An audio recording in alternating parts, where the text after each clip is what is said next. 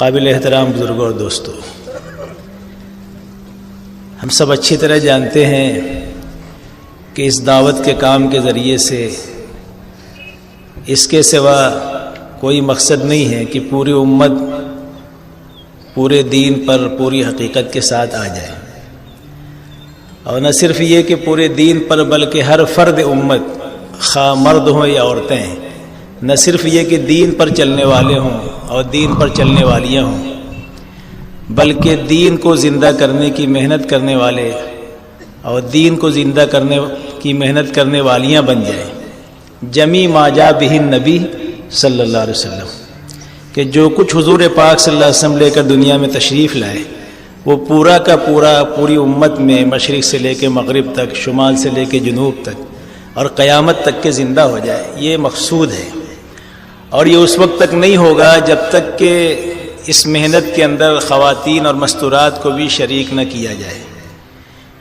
اس لیے کہ ایک بہت بڑا طبقہ امت کا مستورات سے متعلق ہے۔ اگر ان کو نظر انداز کر کے ہم نے محنت کی تو پھر 100% دین کیسے زندہ ہوگا؟ اس لیے کہ انسان کی زندگی کی گاڑی کے دو پہیے ہیں، ایک مرد اور ایک عورتیں۔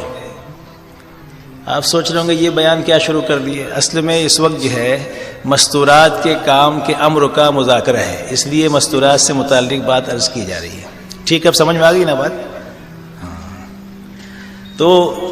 خواتین اور مستورات امت کا ایک بہت بڑا طبقہ ہے، ان کو چھوڑ کر اگر ہم محنت کریں گے تو 100% کے اعتبار سے دین زندہ نہیں ہو سکے گا۔ مثال دے کے بھی سمجھایا ہے کہ اگر صرف مردوں میں دین آیا تو یہ ایسا ہے جیسا گھر کی چوکھٹ تک، گھر کے دروازے تک دین آیا۔ اگر مرد اپنے وقت کے خواجہ حسن بصری بن جائیں،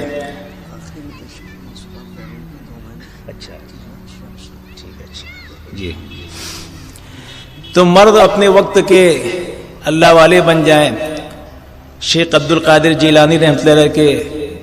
اور جنید بغدادی رحمۃ اللہ علیہ جیسے ہو جائیں، صحابہ کرام کے نقش قدم پہ چلنے والے ہو جائیں، اور اگر عورتوں میں دین نہیں آیا تو یہ ایسا ہی ہے کہ دین جو ہے گھر کے دروازے تک آیا۔ اسی طریقے سے اگر عورتیں اپنے وقت کی میمونہ، شعبانہ، رابعہ، بصریہ بن جائیں اور صحابیات کے نقش قدم پہ چلنے والیاں بن جائیں اور مردوں میں دین نہیں آیا تو بھی 100% دین زندہ نہیں ہوگا۔ اس لیے کہ منزل تک گاڑی کے پہنچنے کے لیے دونوں پہیوں کا ٹھیک ہونا ضروری ہے۔ تو جس طریقے سے حضور پاک صلی اللہ علیہ وسلم مردوں کے لیے دین لے کر آئے، اسی طریقے سے مستورات کے لیے بھی آپ نبی بنا کر بھیجے گئے اور مستورات کے لیے بھی دین لے کر آئے۔ اور جو آیت میں نے ابھی تلاوت کی اس میں بھی اللہ نے مستورات کا بھی ذکر کیا ہے کہ جو لوگ بھی اچھے کام کریں گے،